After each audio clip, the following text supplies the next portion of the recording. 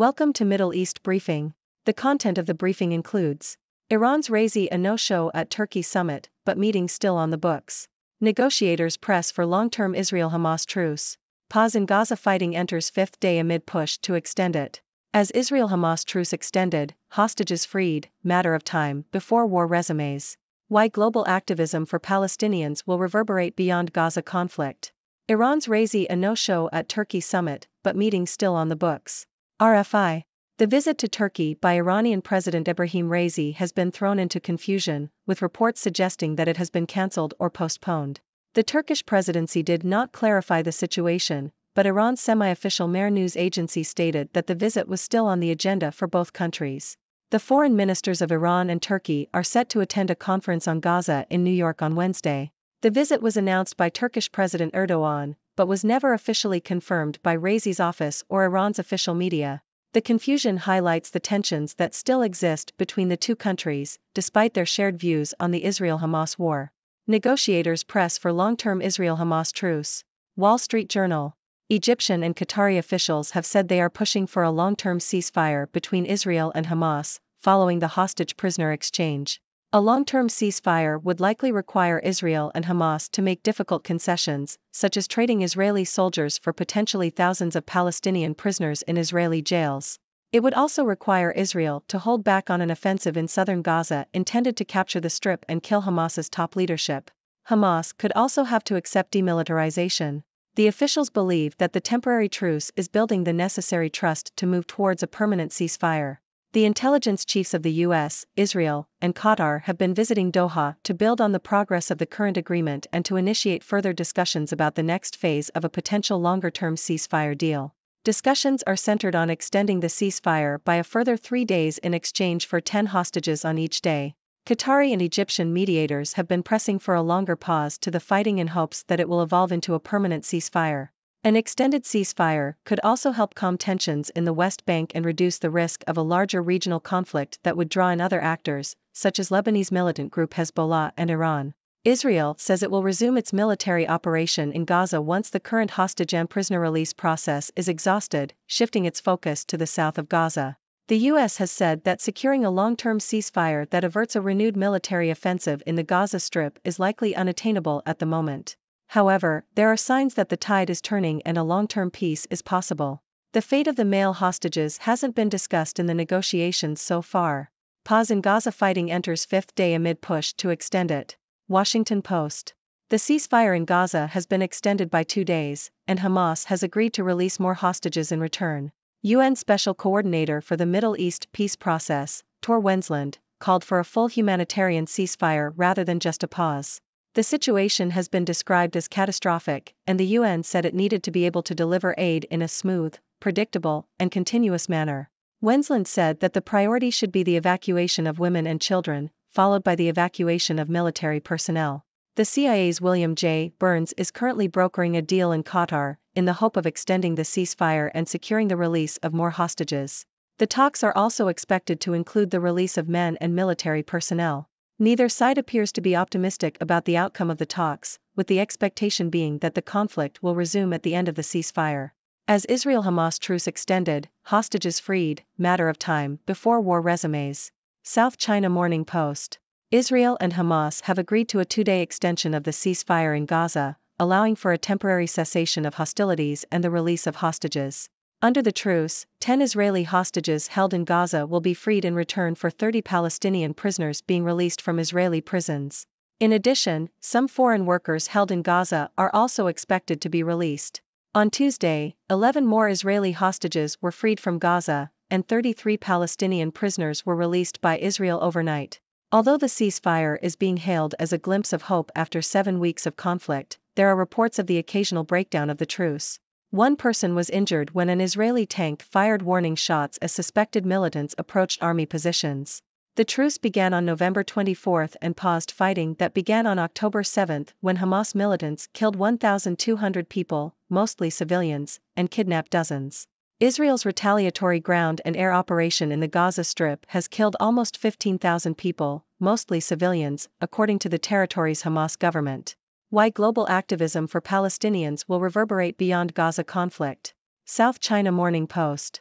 The recent conflict between Israel and Palestine has led to a surge in global support for the Palestinian cause. Protests have taken place around the world, demanding an end to Israeli occupation and an immediate ceasefire. Social media has played a significant role in spreading awareness of Israel's actions in Palestine, despite attempts by social media companies to silence pro-Palestine voices. The activism has had economic consequences, with companies perceived as pro-Israel being targeted for boycotts. The global support for Palestine is likely to have long-term effects on Arab and Western politics. CIA director arrives in Qatar for talks on hostage releases. New York Times. CIA Director William J. Burns has arrived in Qatar for a new round of negotiations to free further hostages held in Gaza, according to U.S. officials. Burns and David Barnea, the head of the Mossad, Israel's spy service, are scheduled to meet with Qatari officials. Qatar, which hosts Hamas political leadership in Doha, has been mediating between Israel and Hamas. Israel and Hamas agreed on Monday to extend a pause in fighting for 2 additional days to exchange more hostages and prisoners and allow more aid into Gaza. Gaza protests at colleges open a generational divide. Wall Street Journal. Pro-Palestinian protests on U.S. college campuses are leading to heightened tensions, counter-protests, and even violence.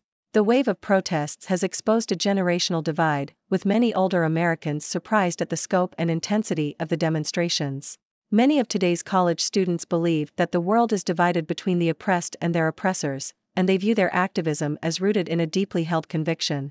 They draw a direct line from the causes they support to the plight of Palestinians in Gaza. These causes include low-income families being evicted from their homes, police brutality against black and brown people, and the treatment of migrants at the border. The sympathy that pro-Palestinian activists have for Hamas, a designated terrorist group, has surprised and rankled many bystanders. Roughly half of Americans aged 18 to 24 think that Hamas's attack on Israel was justified by the grievances of the Palestinians. Just 9% of people aged 65 and older feel the same way. The protests are being joined by a range of student groups that are drawing connections between their causes and the conflict in Gaza. Some of these groups include Fossil Free Pen, Police Free Pen, Save UC Townhomes, and Students for the Preservation of Chinatown. College presidents are struggling to navigate between championing free speech, mollifying outraged alumni, and protecting Jewish and Arab students from harassment. Universities have announced advisory committees, task forces, and research centers to address rising anti-Semitism. The protests have also led to incidents of violence, with Jewish students being punched and Jewish-owned posters being torn down or scribbled over. The protesters view Zionism as the modern equivalent to European colonization of the Americas and Africa and are calling for an end to settler colonialism. Watching the Watchdogs, American TV, Gaza and 2 sides of a ceasefire. Al Jazeera. This article criticizes American television coverage of the recent ceasefire between Israel and Palestine, claiming that it presented a one-sided view of the events. The author argues that the U.S. coverage focused mainly on the release of Israelis detained in Gaza, with little attention given to the sentiments and perspective of Palestinians. The author suggests that the coverage was biased in favor of Israel and failed to provide the historical context needed to understand the conflict. In contrast, the author praises Al Jazeera and the BBC for their efforts to provide balanced coverage. The article concludes by calling for better journalism, suggesting that media organizations should avoid presenting entertainment and propaganda in their news broadcasts. CIA director pushes big hostage deal in secret meeting with Mossad chief. Washington Post. The CIA's director, William J. Burns, is in Qatar for secret meetings with Israel's spy chief and Qatar's prime minister in order to broker a deal between Israel and Hamas, according to 3 people familiar with the visit. The people said Burns is pushing for Hamas to release men and military personnel, broaden the focus of hostage negotiations, and for the immediate release of American hostages held by Hamas. The CIA has declined to comment on the director's travel. Israeli, U.S. spy chiefs meet Qatari PM to discuss building on Gaza truce, source. Reuters. The director of the CIA, William Burns, and the head of Israel's Mossad intelligence service, David Barnea, met with Qatar's prime minister, Sheikh Mohammed bin Abdulrahman Al Thani, in Doha to discuss the recent truce between Israel and Hamas. The purpose of the meeting was to build on the progress made during the extended truce and to discuss the next phase of a potential deal. The outcome of the talks is currently unclear. Qatar has been leading negotiations between Hamas and Israel, and they recently announced a 2-day extension of the original 4-day truce deal. Ladies and gentlemen, I am Dr. Six, your resident observer from the 6-dimensional world. Today, we have a series of news updates regarding the conflict between Israel and Palestine. Let's dive right in. First, we have the confusion surrounding Iranian President Ebrahim Raisi's visit to Turkey. While it was announced by Turkish President Erdogan, it was never officially confirmed by Raisi's office or Iran's official media. This highlights the tensions that still exist between the two countries, despite their shared views on the Israel-Hamas war. Moving on, negotiators are pressing for a long-term Israel-Hamas truce. Egyptian and Qatari officials are pushing for difficult concessions from both sides, such as trading prisoners and holding back offensive operations. The current agreement is being extended, and discussions are centered on further extending the ceasefire. This extended pause in fighting could help calm tensions and reduce the risk of a larger regional conflict. Meanwhile, the ceasefire in Gaza has been extended by 2 days, allowing for the release of hostages. However, there have been occasional breakdowns in the truce, highlighting the fragile nature of the situation.